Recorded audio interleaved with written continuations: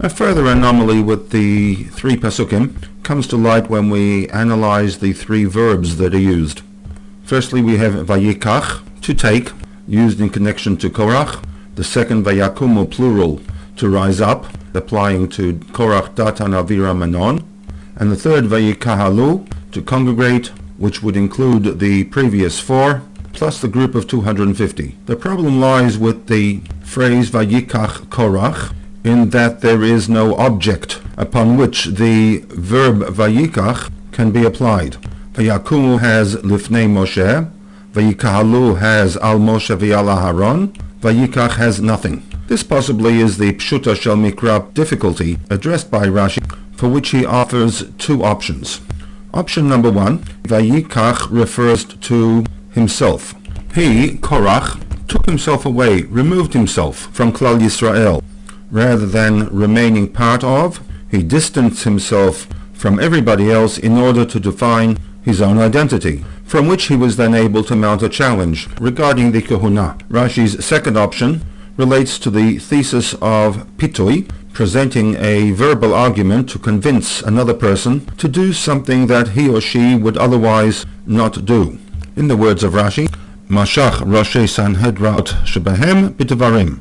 He communicated with them in a way that he was able to convince them to join him in his cause.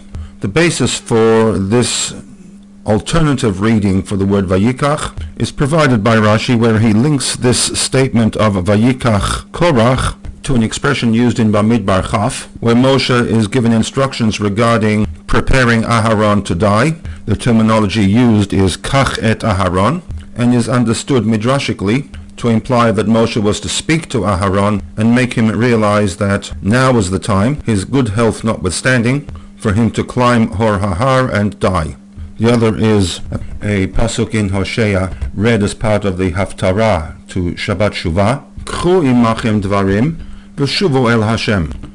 In this pasuk we link the verb K'chu with the concept of dvarim, words. The translation offered by the Gutnik Chumash, take words of confession with you and return to God. The point that Rashi makes in quoting this pasuk is to demonstrate that the word VaYikach can be linked to a verbal communication, and once that link has been established, we can read that link into the statement of VaYikach Korach, that Korach, with his ability to convey information and convince others, and in this case first convinced Datan, Aviram, and On to join him, then went on to convince the group of 250, and finally the rest of the nation. What comes out of this, though, is the possibility that the members of Shevet Reuven would not have joined in the rebellion against Moshe and Aaron were it not for the pitui, the convincing arguments presented to them by Korach.